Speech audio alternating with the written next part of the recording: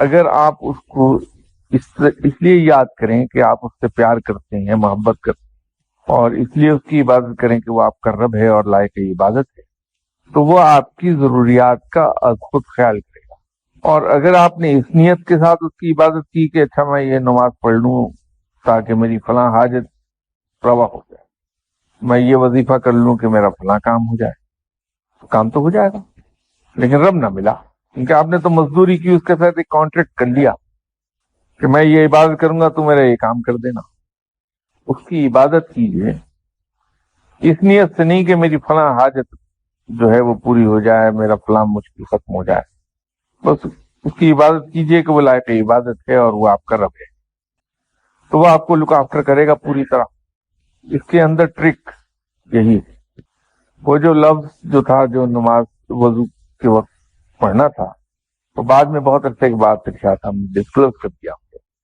کہ وہ اس میں اعظم تھا۔ تو بعد میں انہوں نے بتایا کہ میاں تمہاری تو شکل مجھے بہت عرصہ پہلے دکھائی گئی تھی کہ تمہارا حصہ میرے پاس ہے،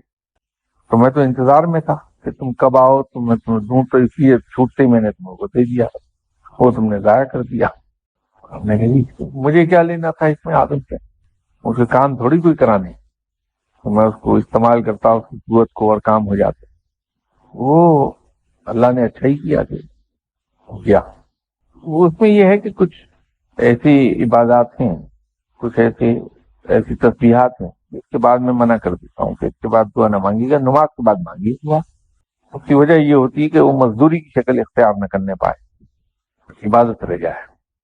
دعا تو مانگنی چاہیے اور پرزور طریقے پہ دعا مانگنی چاہیے۔ اب یہ اور بات ہے کہ آدمی دعا میں مانگے کیا، یا تو یوں مانگ لے ایسی چیزیں جو اس کی نظر میں بے تحاشا حقیر ہیں، یا پھر وہ مانگ لے جس کا اس نے وعدہ نہیں کیا ہے، اس کا فضل مانگ لے، اس کا کرم مانگ لے، رحم مانگ لے، اس کی رحمت مانگ لے، اور تو اور خود اس کی اپنی ذات سے مانگ لے۔ یہ تو ہمت کی بات ہے۔